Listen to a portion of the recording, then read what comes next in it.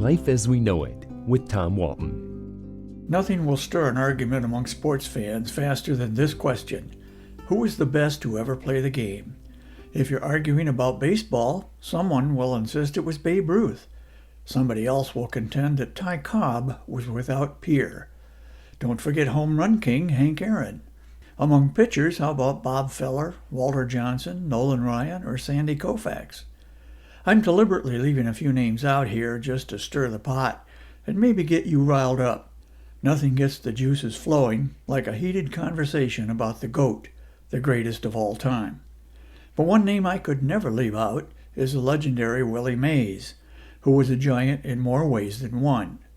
Willie, whose death 2 weeks ago at age 93 reignites this discussion, played 21 years of his 23-year Major League career for the Giants, first in New York and then in San Francisco. To watch him play on television was one thing, but to see him perform in person, which I got to do late in his career, was to see a master up close and in real time. Although for Willie, work seemed like play.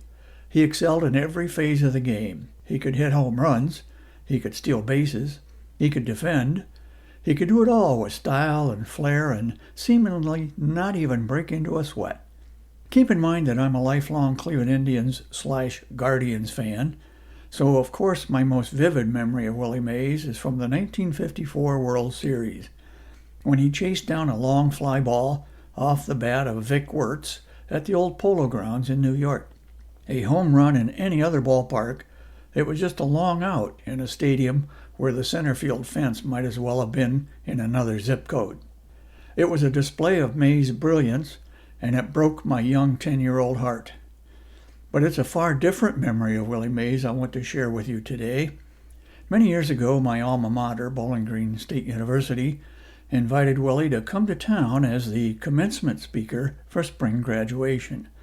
I don't recall the exact year, but I'm guessing it was in the 1990s. The university's president at the time, the late Paul Olskamp, was aware of my love for baseball, so he was kind enough to invite me to a luncheon in Willie's honor. Even better, my assigned seat was right next to Willie. At one point, President Olskamp, as awestruck as I was, leaned over to Willie and asked for an autograph. Willie pulled out a magic marker and signed his name on the trousers he was wearing. Now, why would Willie sign his name to his own pants? Well, they weren't his. They were President Olskamp's pants.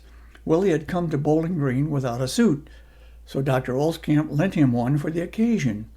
At the end of the day, when the president got his suit back, he had a true one-of-a-kind piece of memorabilia, a pair of pants signed by the Say Hey Kid himself.